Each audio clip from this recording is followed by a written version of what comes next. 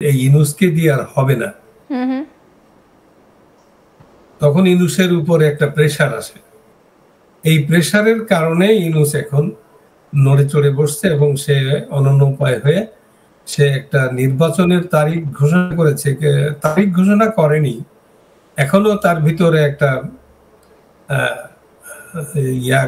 কাজ করছে যে ষড়যন্ত্রের গন্ধ এখানে এখনো পাওয়া যায়, যে সে টাইমলি আসলে নির্বাচন দেবে কিনা, কি করবে, সে নিজেই একটা আনপ্রেডিক্টেবল হয়ে গেছে।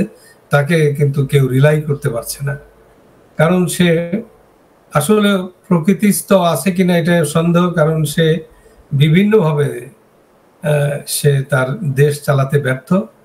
দেশের যে আইন শৃঙ্খলা পরিস্থিতি থেকে শুরু করে টোটাল যে দেশ একেবারে একটা ইয়ার দিকে চলে গেছে, টোটাল ডিস্ট্রাকশনের দিকে চলে গেছে। এটা সে সামলাইতে পারছে না বলে এখন সে বিভিন্ন ভাবে, যদিও আজকে বিএনপির ঘাড়ে সে বিএনপিকে চেষ্টা করছে তাকে তার সাথে চলার জন্য।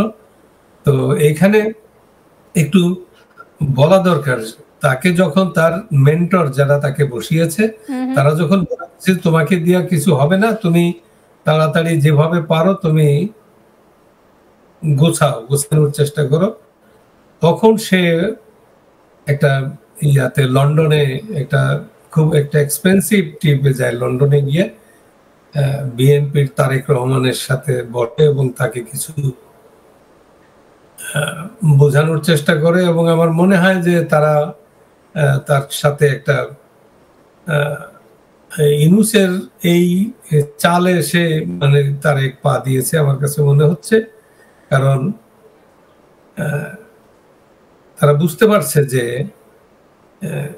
যে এখানে ভারত যে সহযোগিতার হাত সবসময় বাড়িয়ে রেখেছে, কিন্তু আমার মনে হয় যে তারা সেই বিষয়টা এখনো তারা, কারণ গিল্টি ফিলিংস আছে তাদের তারেকের, যে সে তখন ওই দাউদ ইব্রাহিমের সাথে বৈঠক করা থেকে শুরু করে আরো অনেক কিছু ভারত বিরোধী, তারপরে তার স্বরাষ্ট্রমন্ত্রী যখন 10টা অস্ত্র মামলা, বিভিন্ন ঘটনা, এবং আজও তারা যে মিছিল বলে, তারপরে তাদের সিনিয়র সেক্রেটারি যখন চাদর পুড়িয়ে দেয় যে ভারতীয় মাল বর্জন করা, বিভিন্ন অনেকগুলো অনেক যারা, তারা কিন্তু ভারতের যে সহযোগিতা সেটা নেওয়ার মুখ তাদের নেই। তারপরও আমার মনে হয়েছে একজন সচেতন নাগরিক হিসেবে আমার মনে হয়েছে যে ভারতও চাইছিল যে একটা বাংলাদেশের দ্রুত নরমালসি ফিরে আসুক, রাজনৈতিক পরিস্থিতি সুন্দর হোক এবং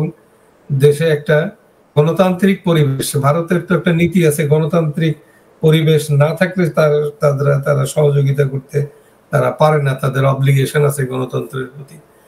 তো সেই দিক দিয়ে তারা চাইছিল যে বিএনপি আসুক, যে আসুক তাতে কোনো অসুবিধা নেই, তারা সহযোগিতা করবে। এটা আমি বুঝতে পেরেছি ভারতের স্টেপস, তাদের বক্তব্য, তাদের কিন্তু এখানে একটা বিষয় আছে যে এই করিডোর, তারপরে বন্দর, তারপরে সেন্ট মার্টিন থেকে শুরু করে আরো অনেক কিছু, বাই দিস টাইম সে তো কিছু নন ডিসক্লোজেবল কিছু চুক্তি করেই ফেলছে যেটা তার আওতায় নেই। তো কতগুলো ফাউল গেম খেলে ফেলছে সে, যার জন্য তার পিছানোর পথ কিন্তু নাই। ভারতের সাথে সহযোগিতা করার মুখ তার কাছে নেই। তো হিন্দুদের উপরে অত্যাচার করা, তারপরে সে তার লোক, সে নিজে বলছে যে না কই হিন্দুরা তো ভালোই আছে, এরকম আইন শৃঙ্খলার কথা যখন বলা হয়েছে বিবিসি তখন জিজ্ঞেস করছে না না খুব ভালো আছে আইন শৃঙ্খলা। এবং এখনো যখন এই ইলেকশনের ঘোষণা করা হয়েছে তখন কিন্তু অন্তর্বর্তী সরকারের তরফ থেকে জানানো হচ্ছে যে বাংলাদেশে এই মুহূর্তে দাঁড়িয়ে নাকি আইন শৃঙ্খলা পরিস্থিতি একদম স্বাভাবিক রয়েছে। মানে এত মিথ্যাচার কি করে কেউ করতে পারে? এরা সবকিছুই কিন্তু মিথ্যার উপরে ভিত্তি করে। এরা যে আন্দোলনের কথা বলে, যে বিপ্লবের কথা বলে, সেটা কিন্তু মিথ্যার উপরে। তারা সাধারণ ছাত্রদেরকে বলেনি যে আমরা শেখ মুজিবের মুক্তি ভাঙবো, আমরা 32-এ আগুন দেব, আমরা 71 চাই না, আমরা সেই 47 পাকিস্তানের স্বাধীনতাটা এগিয়ে আমরা লেগে থাকবো, এটা নিয়ে পাকিস্তানেই থাকবো। এইরকম কথাগুলো তারা তো কখনো বলেনি। তারা বিট্রে করছে সাধারণ ছাত্রছাত্রীর সাথে, বিট্রে করছে জনগণের সাথে। ফাইনালি এইটাই বলা যায় যে they have betrayed with the nation. তো তারা মিথ্যার উপরে বেস করে তারা কিন্তু আজও চলছে। তো এই মিথ্যা দিয়ে তো কোনো কিছুই হবে না। আমাদের দেশের মানুষ এখন ডিজিটাল যুগ, গ্রামের মানুষের কাছে অ্যান্ড্রয়েড আছে, সাধারণ মানুষের, কৃষক শ্রমিক মেহনতি মানুষের কাছে অ্যান্ড্রয়েড আছে। ইয়াতে চায়ের দোকানে বসে, আমরা তো বলি চায়ের দোকানে বসে মানুষ রাজনীতি, বিশ্ব রাজনীতির চর্চা করে। ইভেন যে মোদি যে আনপ্রেডিক্টেবল, ট্রাম্প যে আনপ্রেডিক্টেবল, মোদি কে দিয়ে যে কথা বলছিল সেই কথা থেকে সে একেবারে ইউটার্ন করে কোথায় চলে গেল সেখানে, এইগুলো সব নিয়ে কিন্তু গ্রামে গঞ্জে আলোচনা হয়। মানুষ অনেক সচেতন, যার জন্য সমস্যা হয়ে গেছে যে মানুষের সেন্স আছে। তারা যে, আপনি আজকেও আমার কাছে কয়েকটা আমার ভিডিও আসছে, তারা রাস্তাঘাটে যেখানে যাকে জিজ্ঞেস করতেছে, যে বিএনপির লোকজনও জিজ্ঞেস করতেছে, ইভেন জামাতের লোকজনও তারা ওই বুম হাতে নিয়ে গিয়ে জিজ্ঞেস করতেছে, সেখানে বলতেছে শেখ হাসিনাকে চাই, শেখ হাসিনাকে চাই, তার সময় ভালো ছিলাম। তার কারণ বাংলাদেশে নারীদের যে স্বাধীনতা, নারীদের যে নিরাপত্তা, এইটা শেখ হাসিনার সময় তারা এমন বলে যে একটা মহিলা আমাদের মাঝে নেই আর নারীর স্বাধীনতা শেষ হয়ে গেল, ধ্বংস হয়ে গেল। একটা শেখ হাসিনা নেই আর বাংলাদেশটাই ধ্বংস হয়ে গেল। এরকম অনেকগুলো, সবগুলো তো এখন সেক্ষেত্রে দাঁড়িয়ে তো এই অন্তর্বর্তী সরকারের তরফ থেকে শেখ হাসিনাকে ব্যান করা হয়েছে, কিন্তু তাদের কাছে তো সেই ক্ষমতাটা নেই। কারণ সেটাও কোনো রাজনৈতিক দলকে ব্যান করতে গেলেও তো প্রপার ভাবে সংবিধান মেনে, সবটা মেনে করতে হবে। সেখানে তো সংসদই নেই। না, এটা একটা রাজনৈতিক দলকে ব্যান করতে গেলে তাকে পার্লামেন্টের মাধ্যমে ব্যান করতে হয়। কিভাবে? সে যদি রাষ্ট্রবিরোধী হয়ে থাকে, সে যদি দেশ বিরোধী কোনো কার্যকলাপে লিপ্ত থাকে, তাহলে সেটা ব্যান করতে পারে।